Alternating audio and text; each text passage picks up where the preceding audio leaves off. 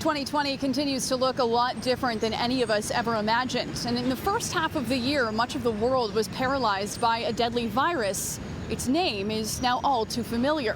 For the past several months, we've been following and documenting a group of very special Canadians, including healthcare and frontline workers who are facing this threat head on.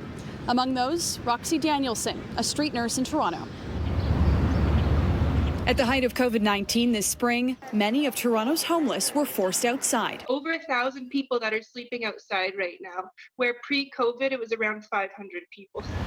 Roxie Danielson, a street nurse, started documenting her concerns on video in April and how the pandemic swept through the shelter system, impacting the lives of her clients. During COVID, we've noticed an increase of overdoses in our neighborhood, in this back alley here and in our stairwell. So we're particularly worried about overdose death, and it could be directly a result of COVID and the rollback of services that we're seeing in the city because of it. And as those services were rolled back, It's Roxie from Inner City. How are you? Roxie took on more work outside. Today we're doing some outreach on bike, so we'll be visiting a couple shelters to check up on folks and hopefully get them connected to healthcare services. I've had several clients tell me that they don't want to go into the shelter system right now out of fear of getting COVID, and then I have clients who are currently in the shelter system that are just so terrified. They definitely feel forgotten, and this is a homelessness emergency. You need to declare it. We need to get people off the streets and into proper housing. When the pandemic continued to exacerbate the homeless emergency, Roxie invited CityNews to meet two of her clients, including a COVID-19 survivor. I'm inside the clinic today and I'm all suited up to see folks. We're checking in around COVID-19 to see how they're coping. One is currently housed while the other one is still homeless and living outside.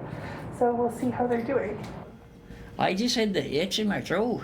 Like it was just an itch, and it was just like I was coughing a bit, but none of the phlegm was coming up. Somebody said that you can get it again. That's what my big worry is. And you're no longer staying in a shelter right now, right? Yeah, And what was one of the reasons you left? Because I was feeling like I didn't want to get the COVID again. Like I was kind of nervous. The whole thing, it's so many differing reports here, there, whatever. Bunker down is all I can come up with. You know, it's bad enough you're homeless, then this hits, and then what the hell do you do, right? Like I say, it's scary times. I'm very grateful to be housed. The city is now considering an ambitious long-term plan to combat homelessness.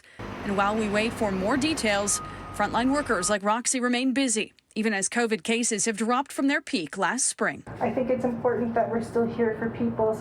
Megan Robinson, City News, Toronto.